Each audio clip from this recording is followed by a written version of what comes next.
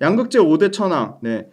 코스모 신소재가 역시나 계속 지난달까지도 계속 전체 양극재 5대 천왕에서 1등이었는데 에코프로비엠이 사실은 이 삼성 SDI 수주 계약 나오기 전부터 조금씩 올랐어요. 그래서 최근에 다시 246% 수익률을 회복하면서 양극재 5대 천왕 중에서는 수익률이 제일 좋았는데 43조 계약 그 나온 거 치고는 너무 적은 게 그러니까 너무 적게 오른 게 아니냐 그런 측면이 있어요. 왜냐하면 사실은 여전히 에코프로비엠도 고점 대비는 46%나 빠진 상황이기 때문에 저는 에코프로비엠이 여기서 더 확실하게 치고 가려면 사실은 이 원래 계획했던 거는 저희가 지난번에도 말씀드렸지만 LG 엔솔발 수주를 기대를 했는데 삼성 SDI 수주 이거 금액 자체는 상당한 금액입니다. 왜냐하면 포스코 퓨처엠이 계약할 당시의 금액은 똑같이 40조대인데 10년 계약이고요. 에코프로비엠은 5년 계약이란 말이죠. 그럼 그 연간으로 하면 거의 80조 8천억이니까 엄청난 금액이에요. 근데 이걸 따져봐야 되는 게 신규로 그러면은 원래 에코프로비엠이 2027년 기준 71만 톤 캐파에 추가되는 물량이냐가 중요한 거거든요. 그럼 71만 톤에 대한 거는 시장에서 예상한 부분인지에 대해서 설명하는 부분인데 지금 나온 계산으로 보면 헝가리 그 물량하고 헝가리의 그 유럽향 물량하고 국내 물량하고 합산을 딱 기존의 예상 그러니까 에코프로비엠이 예상한 캐파를 채우는 정도는 되는데 여기서 그 추가할 물량까지는 아닌 거죠. 그러니까 지금 삼성 SDI발이 엄청 대형 수주 계약인 건 분명한데 이 44조란 계약이 그러면 캐파 27년 기준 71만 톤 플러스 알파가 되면 여기서 엄청나게 치고 갔을 텐데 지금 71만 톤 정도 수준을 만족하는 거예요. 근데 사실은 이것도 야 71만 톤 24년도부터 전기차 안 팔려가지고 전기차 우려가 있는 거 아니냐 그런 것 때문에 당연히 에코프로비엠 캐파도 줄어드는 거 아니냐 연기되는 거 아니냐는데 여지없이 삼성 SDI 44조 계약을 보여주면서 사실은 27년 71만 톤의 캐파를 만족하는 모습을 보여줬고 문제는 플러스 알파인데 지금 삼성 SDI가 가장 보수적으로 하는 업체임에도 불구하고 그 23년도에 굉장히 캐파를 보수적으로 한 게 오히려 역으로는 성공한 케이스가 됐고요. 24년도에 가장 기대되는 거는 스텔란티스거든요. 근데 스텔란티스는 아주 긍정적인 거는 삼성 SDI 물량도 있지만 LG 엔솔 물량도 있습니다. 그래서 스텔란티스가 앞으로 10개 이상의 신차를 낼 거기 때문에 이 삼성 SDI와 LG 엔솔의 사실은 양극재 추가 물량이 충분히 나올 가능성이 있다. 그래서 양극재 업체 중에 에코프로비엠하고 포스코 퓨처엠은 여전히 긍정적일 수밖에 없는 게 아직도 고점 대비 45% 빠졌고 포스코 퓨처엠은 52% 빠졌거든요. 네. 그래서 이제는 2차 전지 타이틀만 달면 다 올라가던 업체에서 이제 철저하게 차별화될 건데 그 와중에 포스코 퓨처엠하고 에코프로비엠은 빠지지 않을 거라고 보긴 합니다. 그런데 문제는 엄밀하게 말씀드리면 에코프로비엠의 재무구조를 뜯어봐야 됩니다. 포스코 퓨처엠 마찬가지고요. 그럼 뭘 뜯어봐야 되냐면 실제로 뭐 저희가 회계사 될 건 아니니까 회계사 정도의 재무 상태를 알 필요는 없습니다. 그런데 최소한 영업활동 현금 흐름, 재무활동 현금 흐름, 그 다음에 투자활동 현금 흐름이 있습니다. 제일 중요한 건 영업활동 현금 흐름이에요. 영업으로 벌어들이는 회사에 그 안에 순현금이 돌아야지 그걸로 직원들 월급도 주고 시설 투자도 하고 주주들한테 배당도 주는 겁니다. 그래서 영업활동 현금은 플러스가 무조건 많을수록 앞으로 커질수록 좋은 겁니다. 근데 다행히도 에코프로비엠, 포스코 퓨처엠 모두 영업활동 현금으로 앞으로 계속 증가하는 모습을 나타냅니다. 그건 다행인데 자 재무활동 현금 이름이 있습니다. 이건 뭐냐면 외부에서 빚진 것들을 갚는 일종의 활동입니다. 그게 될 수도 있고 포스코 퓨처엠이나 뭐 예를 들어 에코프로비엠이 다른 어떤 금융 투자 뭐 달러를 산다든지 아니면 어떤 뭐가 있을까요? 금융 투자 상품 ETF나 뭐 ELS를 산다든지 극히 적은 경우긴 한데 그런 식으로 해서 투자 상품을 사거나 아니면 빚을 갚는 건데 재무 활동이 플러스라는 거는 어떤 의미죠? 어떤 빚을 갚거나 그 투자 관련된 상품을 많이 샀다는 거죠. 그래서 이거는 반반입니다. 플러스 됐다는 거는. 빚을 많이 갚는 측면에 있어서는 좋은 거고요. 본업인 외적인 투자 활동을 많이 했다는 건 긍정적인 건 아닌 거죠. 외부에 쓸데없는 데 돈을 썼다고 볼 수도 있으니까. 그 다음에 투자 활동 현금이라는 거는 플러스가 일반적으로는 좋은 겁니다. 얘네 본업에 투자한 거예요. 본업. 그래서 영업활동 플러스 재무활동은 마이너스 투자활동은 플러스가 다 일반적으로 좋은 건데 제일 중요한 거는 이 영업활동 현금 흐름이 커야 됩니다. 그러니까 회사에 투자하는 것보다 영업활동 현금 흐름이 커야지 당연히 외부에서 빚을 안 지고 투자활동 현금 흐름을 원활하게 투자하면서 실제 영업활동 현금 흐름도 하는 건데 이 격차 영업활동 현금 흐름의 금액과 투자활동 현금 흐름의 금액의 격차가 포스코 그룹과 에코프로 그룹 차이가 많이 납니다. 아 그래요? 네. 그래서 실제로 요거를 꼼꼼히 따져보시면 되는데 어떻게 따져보냐 네이버 금융 들어가셔가지고요. 네. 규모를 보시면 돼요. 아, 이 회사가 영업활동 현금 흐름이 꾸준히 증가하고 있구나. 근데 그 영업활동 현금 흐름이 증가하는 걸로 재무활동 빚진 거를 갚고 있고 투자활동 현금 흐름보다 훨씬 큰 영업활동 현금 흐름이 있으면 돼요. 그러면 재무구조에 문제가 없는 건데 에코프로 그룹이 재무구조가 나쁘다는 얘기가 아닙니다. 그거 오해하지 마시고요. 자, 포스코홀딩스는 보시면 종목명 치시고 밑으로 쭉 내려보시면 더보기를 누르시면 기업 실적 분석에 연간으로 실적을 바꾸실 수가 있어요. 그러면 포스코홀딩스의 영업활동 현금 흐름은 꾸준히 증가하죠. 지금 7조 921억, 7조 2659억, 7조 5870조. 영업활동 현금 흐름만 7조가 넘는 금액을 갖고 있어요. 그리고 재무활동 현금 흐름은 마이너스 3,550억, 마이너스 2,186억. 무슨 말이죠? 재무를 갚고 있는 거예요. 빚을 갚고 있다는 거예요. 마이너스. 네. 그리고 투자활동 현금은 6조 9천억, 7조 4천억. 근데 6조 9천억, 7조 4천억 마이너스 6조 9천억 투자하고 7조 4천억 투자한 거를 영업활동 현금으로 충분히 남죠. 플러스잖아요. 네. 영업활동 현금 흐름으로 투자활동 현금 흐름을 빼도 플러스예요. 다 플러스거든요. 근데 에코프로를 한번 볼게요. 에코프로를 보시면 포스코 그룹이랑 조금 다릅니다. 조금 우려가 되는 저희가 조심해서 물론 에코프로도 보시면 영업활동 현금 흐름이 자 마이너스죠. 네. 오히려 또 마이너스죠. 25년도에 플러스가 됩니다. 그러면 영업활동 현금 흐름도 마이너스인데 재무활동 현금 흐름은 플러스죠. 네. 그러면 영업활동으로 벌어들인 현금 흐름도 마이너스인데 거기에 재무활동이 플러스라는 건 무슨 말이죠? 빚을 갚는 게 아니라 빚을 오히려 지고 있다는 겁니다. 굉장히 차이가 많이 나죠. 네. 그래서 이런 부분을 체크를 해야 된다. 양극재 업체들이 역시나 주도주로 갈 가능성이 매우 높지만 그중에 재무구조 탄탄한 회사들로 압축될 거라고 봅니다. 장비주 많이 궁금하실 텐데 장비주가 되게 주춤하거든요. 장비주는 수주가 나옴에도 불구하고 아무래도 장비가 먼저 발주가 나가니까 24년도에 물량 나간 거 24년 초 중반 대비해서 23년 하반기 나갔던 게 지금 수주가 일부 나오다가 약간 멈춰 있어요. 근데 그게 멈춰 있는 거지 취소가 아니거든요. 네. 그래서 그러면은 장비주 중에 다 못 가냐? 그건 아니고 아까 말씀드렸지만 하반기에 마치 전체 완성차 업체가 다 물량 줄인 것처럼 얘기하는데 그건 전혀 아니고요.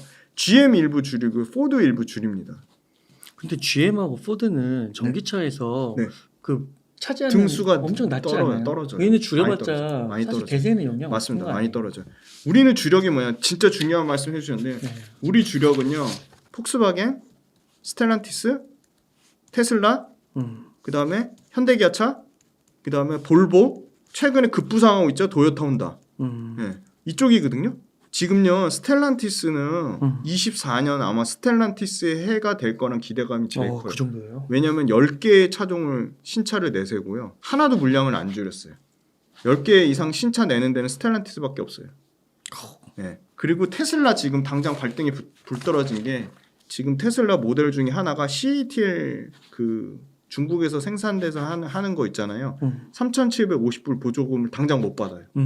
그래서 아마 이게 일부 LG 엔솔 물량으로 상당히 많이 대체될 거로 봅니다. 파나소닉이나. 폭스바겐하고 볼보는 물량 안 줄였거든요. BMW도 있네요. 네.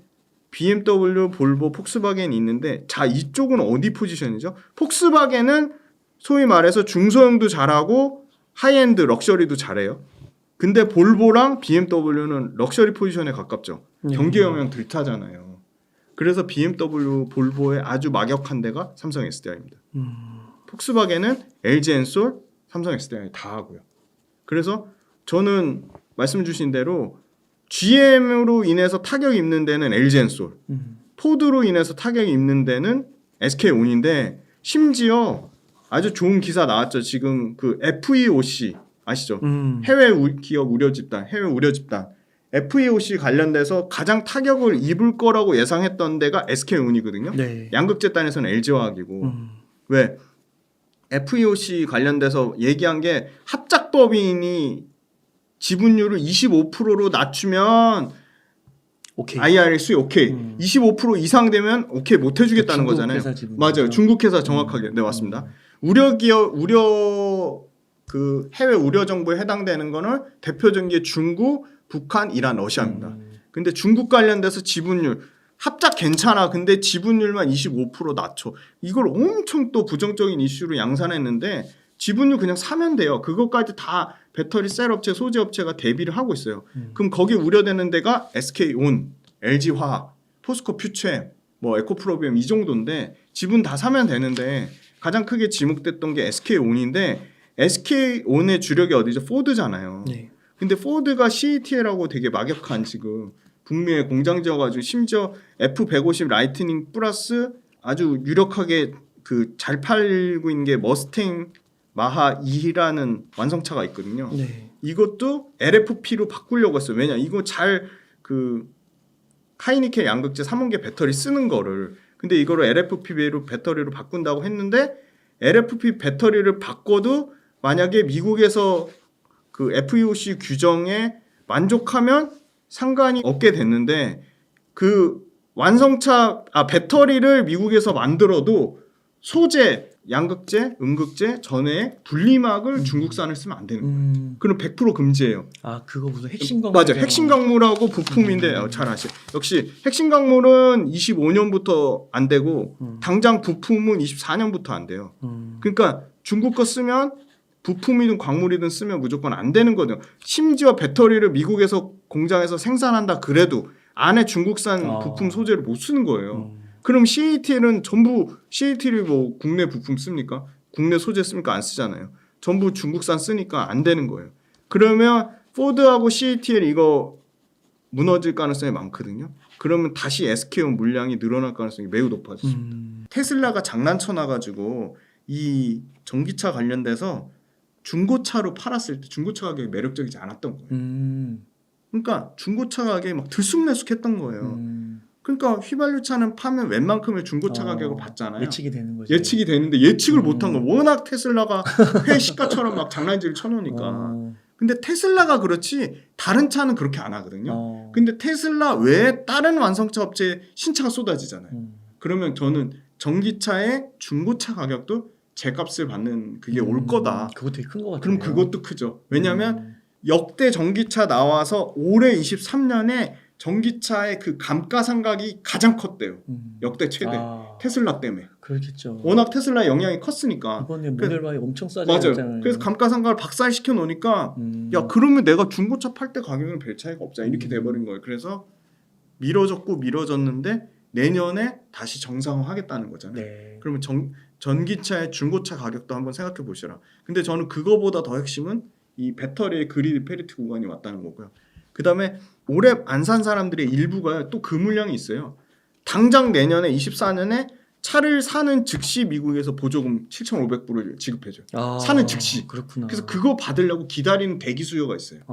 그래서 그것까지 다 맞물리면 이미 10월 달에 그렇게 우려를 많이 했는데 전체 글로벌 전기차가 34% 증가했어요. 200만 대 팔았고요. 10월 달 공매도를 치는 세력은 숏만 치진 않아요. 숏이라는 건 파는 거죠. 네. 롱숏을 같이 하는 거죠. 롱숏을 같이 하는 거니까 보통 어떻게 하냐면 두 가지 종목이 예를 들어 있잖아요. 저는 뭐 포스코 퓨처엠을 좋게 보고 예를 들어 뭐 LNF를 좋지 않게 본다. 그러면 포스코 퓨처엠을 롱 포지션을 잡고 숏에 NNF를 잡겠죠. 이렇게 하는 건데 6개월 동안 한시적으로 금지됐잖아요. 네. 숏 포지션 자체를 아예 못 쓰는 거잖아요. 그렇죠. 그러니까 전략 자체를 반쪽짜리밖에 못 쓰는 거죠. 그러니까 신규로 숏을 더 치고 싶어도 롱숏 전략을 못 쓰니까 여기서 일단 신규 수요로 들어오는 게 없을 것 같고 그 다음에 대략적으로 최근에 11월 달에 200 거의 한 40만 주 들어온 물량이 있거든요. 240에서 270만 주 될 거예요. 어마어마한 양 들어온 게 있는데 이 물량 자체가 엄청나게 손실 중이어가지고 아시죠? 숏커버하고 숏 스키즈는 다른 거. 그러니까 손실의 증가폭이 커져가지고 이 손실의 증가폭이 커져서 급하게 숏커버링 하는 거랑 그 기간에 여유가 있어가지고 우리는 그냥 계속 이자 내면서 그 이자도 결국 돈이 나가는 거잖아요. 네. 근데 이자로 나가는 그 비용보다는 이 주가가 빠져서 얻는 수익이 더 크다고 생각하면 가만히 있겠죠. 가만히 있죠. 음. 그쵸? 안 파는 거죠. 음. 굳이 급하게 이걸 숏컵을 할 이유가 지금 없는 거예요. 근데 봤더니 에코프로비면 에코프로, 포스코 퓨처엠, 포스코 홀딩스, LG엔솔 다 두 자릿수 이상 3개월 전 물량, 6개월 전 물량은 이미 다 너무 수익 중인 거예요. 주가가 올라야지 숏커버를 할 텐데 숏커버 할 이유가 없는 거예요. 그러면 그 말은 매수 세력이 없다는 거잖아요. 네, 맞습니다. 개인 투자자분들이 안 사는 거네요. 네. 개인 투자자도 이제 더 이상 질린 거죠. 아. 고점대 60% 빠지니까 서로 눈치 보기 엄청 하고 있는 건데 개인 투자자가 허겁지겁 살 필요가 전혀 없죠. 그 개인 투자자분들이 1위가 네. 막 인버스라고 맞아요. 인버스가 더 많아졌어요. 그러니까 개인 투자자분들 중에 그걸 욕할 건 아니지만 그렇죠. 조금 이렇게 말하기 좀 안타깝긴 하지만 우리 3년 동안 똘똘 뭉쳐보자. 그게 엄청나게 균열이 많이 생긴 거죠. 균열이 생긴 예, 거죠. 예. 그게 큰 건데 그렇다고 지금 신규 투자자 관점에서 공격적으로 60% 빠졌으니까 싸자? 이건 아닌 것 같아요. 왜냐면 아까 말씀드린 숏커버 물량 들어오는 시점은 확인이 되거든요. 보세요. 지금 LG엔솔이 지금 1.2%인데 이게 급격하게 만약에 0.7이나 0.8로 줄었다? 그때 사도 늦지 않는 거죠. 근데 의미 있는 숫자가 전혀 아닌 거죠. 에코프로비엠 예를 들어 5.56%인데 이게 절반 이상 줄었다? 2.8이나 2.9%다? 그럼 에코프로비엠 그때 비싸게 사더라도 그렇게 사는 게 낫는 거죠. 그 공매도 잔고 비율을 보고 비율로 보시면 돼요. 네. 좀 이렇게 전체 매매 대비 비율. 네. 그렇게 해서 어느 정도 이렇게 이 정도는 많이 했네, 많이 네. 환매를 했네. 최소한 50% 이상. 네. 절반 그때 이상. 사도 늦지 않다. 그렇죠. 네. 그런 거군요. 그럼 그때부터는 연속적으로 매수세가 붙을 테니까. 네. 근데 지금 안 들어오잖아요. 그러니까 환매 그런 어떤 추세가 없는 거니까. 네, 없어요. 지금은. 네. 다 그런 것 같아요. 에코프로비엠에 에코프로, 포스코 퓨처엠, 포스코 홀딩스 다 그렇습니다. LG엔솔까지.